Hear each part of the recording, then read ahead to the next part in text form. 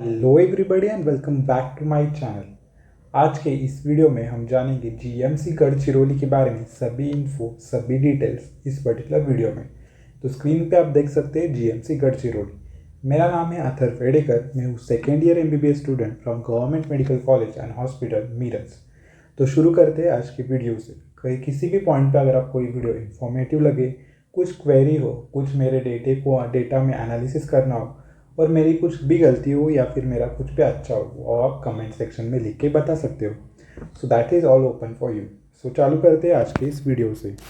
सबसे पहले जीएमसी गढ़चिरौली की अगर मैं बात करूँ तो उसका इंफ्रास्ट्रक्चर एक इम्पॉर्टेंट पॉइंट प्ले करता है अगर आपको कॉलेज चालू होना है तो। इंफ्रास्ट्रक्चर क्यों इम्पॉर्टेंट है? क्योंकि उसमें आपका लेक्चर हॉल कंप्राइज करेगा, उसमें आपका प्रैक्टिकल लेबोरेटरीज कंप्राइज करेंगे और वेरियस अदर्स जो इंस्टीट्यूशंस है और डिपार्टमेंट्स है वो सब बनाता है कॉलेज का इंफ्रास्ट्रक्चर। अगर मैं बात करूँ इंफ्रास्ट्रक्चर की, अभी तक कॉलेज ने अपनी मेल बिल्डिंग किसको बनाई ये अभी तक डिसाइड नहीं किया है। कुछ बात हो रही है उनमें कि वो जनरल हॉस्पिटल को मेन बिल्डिंग में ट्रांसफ़र कर रहे हैं और कुछ बात ऐसे भी हो रही है कि कोई तो वो रेंट पे लेने वाले हैं बिल्डिंग्स। सो ऐसे दो बातें वो बोल रहे हैं। सो उसमें अभी तक कोई कंफर्मेशन नहीं आया है। हमारे पास मिक्स्ड रिव्यूज़ है कि उसका बिल्डिंग सेट हो गया है और कौन कौन बोल रहा है उसका बिल्डिंग सेट भी नहीं हुआ है। तो ये मेरी सबसे गुजारिश है, जो भी लोग ये वीडियो गढ़चिरौली से देख रहे हो, जो गढ़चिरौली सिटी में रह रहे हैं, तो वो यहाँ पे कमेंट सेक्शन में बता के कंफर्म कर सकते हैं कि कॉलेज की बिल्डिंग वो जनरल हॉस्पिटल में ले रहे या फिर कोई और बिल्डिंग वो रेंट पे ले रहे।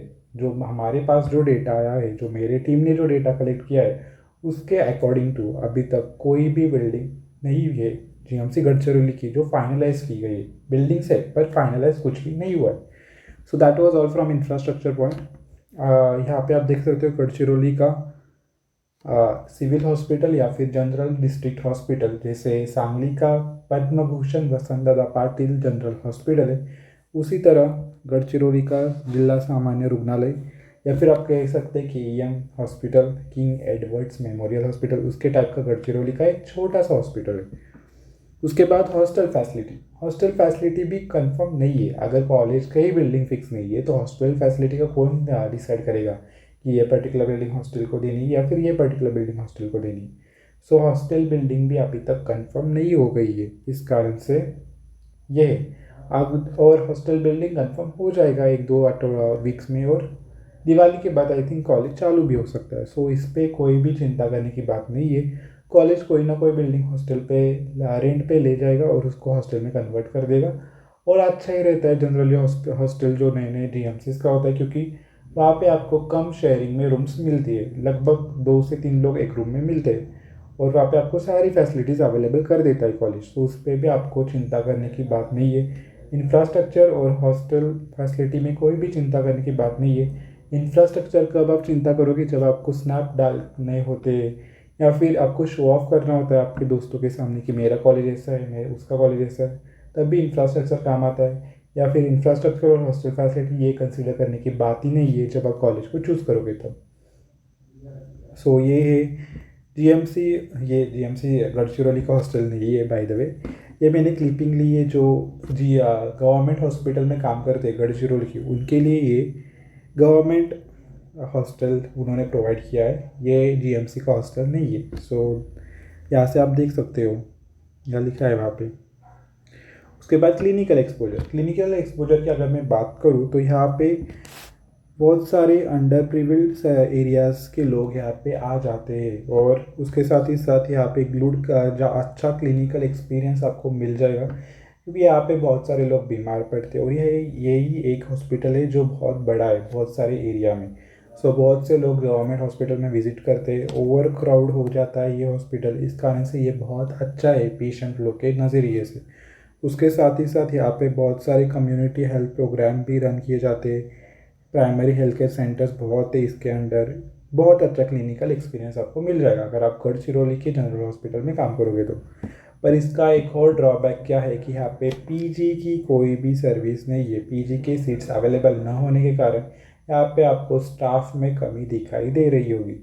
उसके साथ ही साथ यहाँ पे लिमिटेड एडवांस्ड इंफ्रास्ट्रक्चर, बहुत ज़्यादा एडवांस इंफ्रास्ट्रक्चर नहीं है इस एरिया का, इस कारण से बहुत ज़्यादा दिक्कतें वहाँ पे फेस करने को लगती है लोगों को, डॉक्टरों को। इस कारण से ये है क्लिनिकल एक्सपोजर का पॉइंट।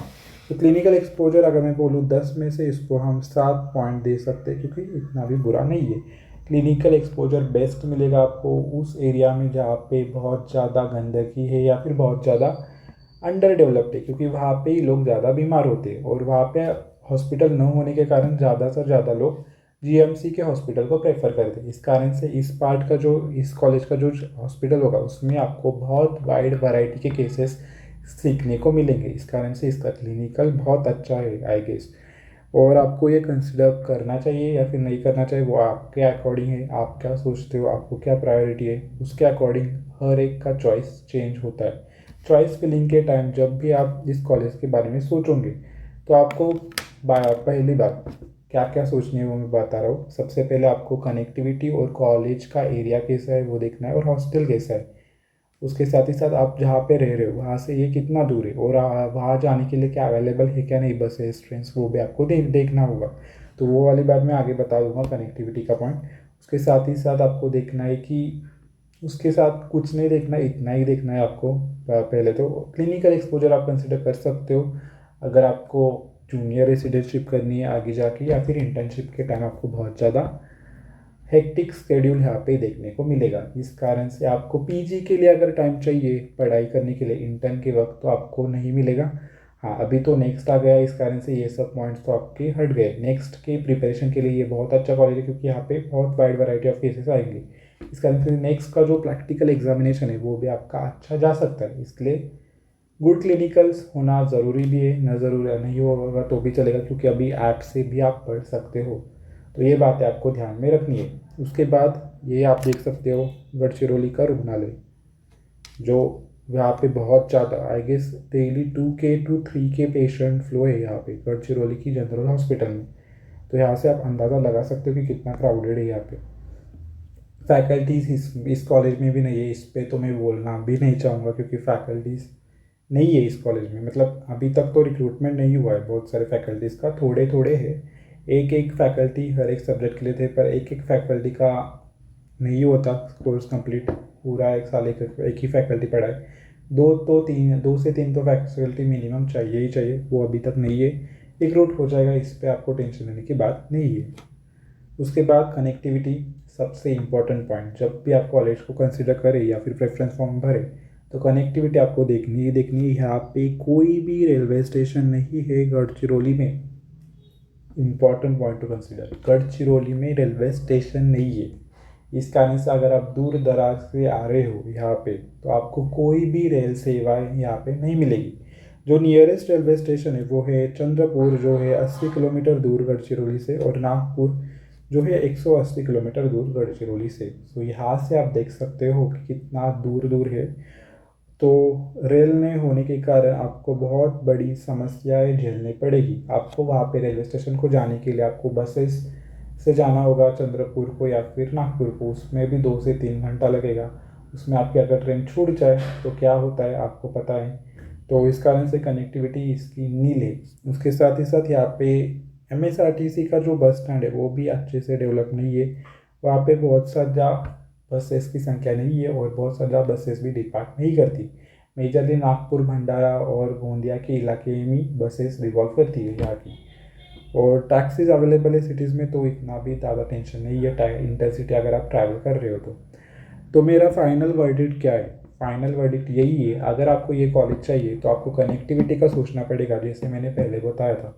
कनेक्टिविटी इसकी पुअर है, क्योंकि आपका रेलवे स्टेशन नागपुर और इसमें सिचुएटेड है, चंद्रपुर में सिचुएटेड है। वहाँ से आने के लिए बहुत टाइम लगेगा, और सिटी भी उतना अच्छा नहीं है, क्योंकि आपको पता है क्यों नहीं है, उसका भी संबंध नहीं है। पर इसकी कनेक्टिविटी पूरे रेलवे स्टेशन नहीं है, तो कैसे हम हैंडल करें? इस कारण से आपको ये कंसिडर करना चाहिए। अगर आप लोकल आए तो आप गढ़चिरौली डिस्ट्रिक्ट से बिलोंग करते हो, या फिर आप आसपास के डिस्ट्रिक्ट से हो, जैसे कि भंडारा, गोंदिया, नागपुर से आप बिलोंग कर रहे हो, तो आपको ये कंसिडर कर सकते हो आपके प्रेफरेंस में। अगर आप बॉर्डर लाइन पे हो तो, और आपको सेमी गवर्नमेंट अफोर्डेबल नहीं है तो।